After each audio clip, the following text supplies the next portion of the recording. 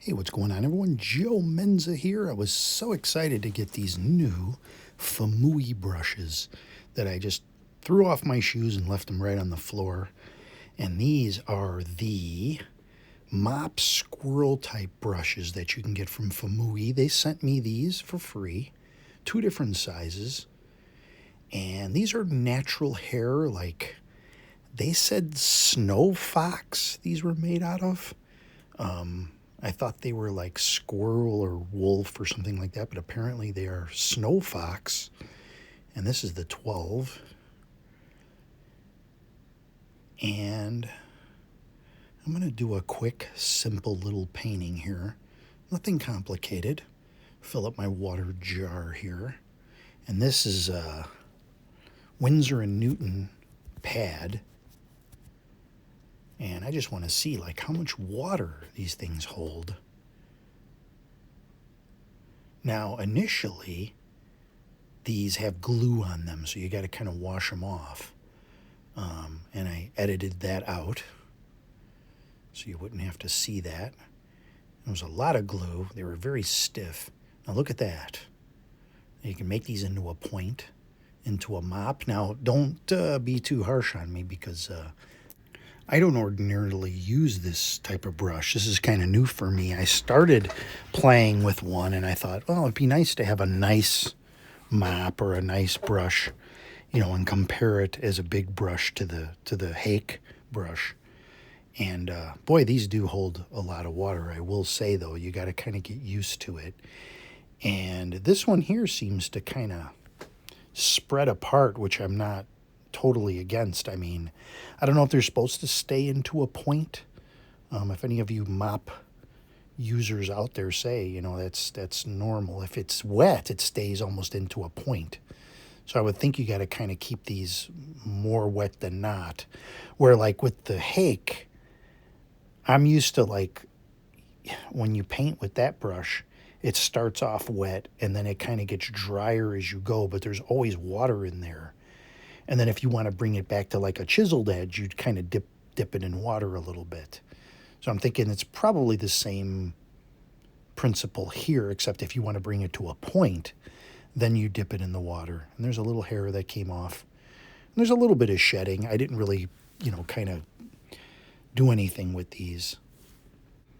So yeah, I'm just mainly messing around here and seeing what I can do. Now, obviously, this is cotton paper, so it's pretty absorbent. I mean, doing more of a classical mop brush type sky with the raw sienna and ultramarine blue, and just seeing how much water I need to apply.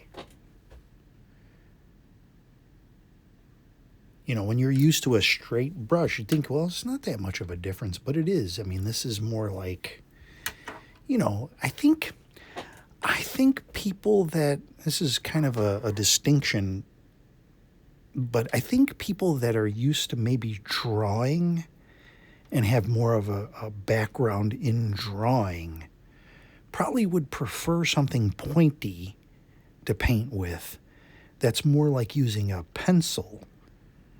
Whereas myself, I'm not big on drawing. I was when I was a kid, but I kind of gave up, long story. But I had a friend that was really, really good at drawing. And it's like nothing I did looked anything close to what he was drawing. So it was like I kind of got discouraged and I gave up. But that's another story. So I don't really do a lot of drawing.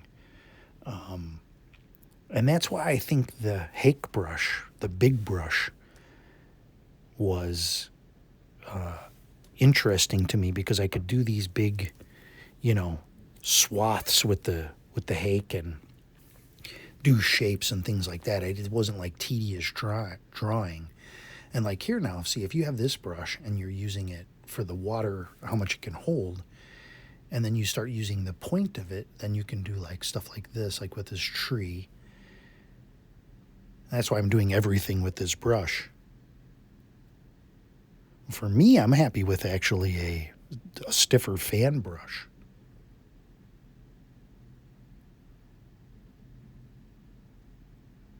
So you see, you can use the point of this brush And I'm just kind of dabbing some in here. It's nice to be able to pick up paint with a pointy brush, especially when you're using pans. Whereas the Hake brush is wider, so like you have to either dip the corner in there or you just need a larger palette or a tray to work from. So these do hold a lot of water.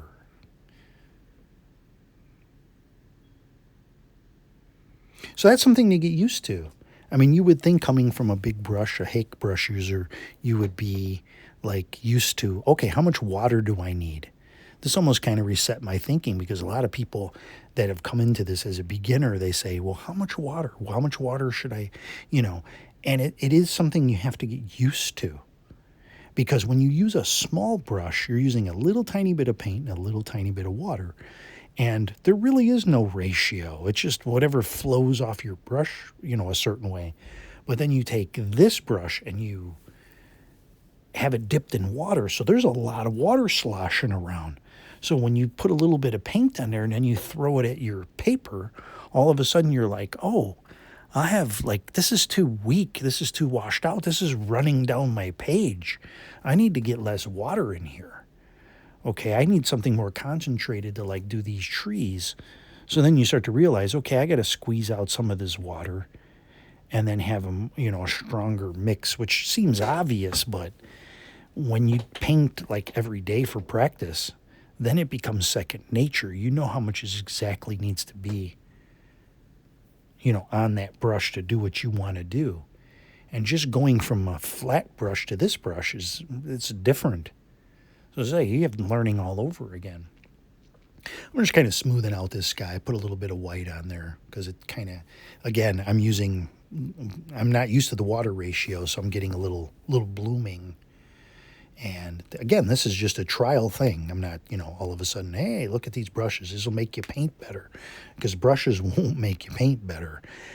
They may help you as a tool. I mean, if you go to the store and you get a power drill versus a regular drill, you still got to know how to do construction or, contracting or whatever.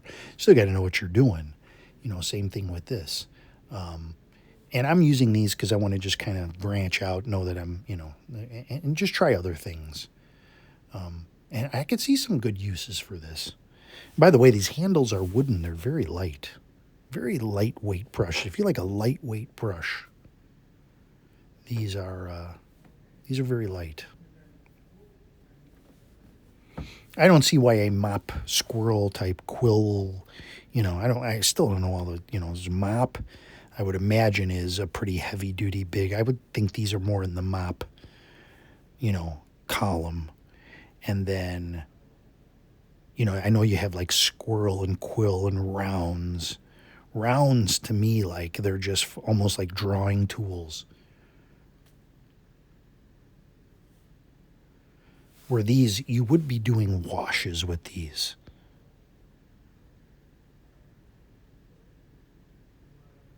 Whereas we Hake brush painters, we do a good half to 3/4 of our painting with that brush. I don't know that you would do an entire paint. I don't think you would do an entire painting with these, at least not these bigger ones. But I'm doing it anyway just because I want to try the brushes out to see how they feel and how they work. And I think they're pretty good. They seem pretty good to me. This Fuumuui company, they've sent me now, they sent me the travel set, which I thought was very nice. If you have a little sketchbook, that one came in a little leather type pouch. And then they sent me another set. And then I asked them they had a Hake style brush, which I used. And they took a long time in getting them to me, so they sent me as a gift, I guess. They sent me this box of, I should show those in another video. There was 8 brushes in there. And there was a variety of different brushes. They have this one, it's a cat tongue type brush or something. I don't know what you would call it. That was actually a nice, unique brush. And there were a couple rounds in there. All of those brushes were nice. Matter of fact, all of the brushes that I've gotten and tried from them for watercolor have been nice. They've been nice brushes. And they seem to really want to provide good customer service and send a lot of brushes out to, YouTube creators to try and show people. So I think they're, you know, they're wanting to make a popular product and make it good.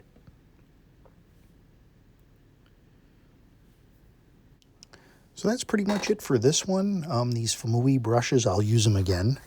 And I think they were nice. I thought they held a lot of water. And I enjoyed using them. You know, just a very basic painting. This isn't one ooh, ah type of thing. This is more just like test the brush out. But you can check out, I'll put a link in the bottom there for Fuumuui. And if you want to try these brushes out, you can buy them individually. I think there's sets of them as well. So if you just wanted to buy a large or buy one, you could buy an individual brush and just use that and see if that meets your needs. Of course, I can't resist to do a little scraping with the palette knife. Always the temptation. So yeah, that's it. Thanks for watching, everybody. Hope you enjoyed this, and we'll see you on the next video.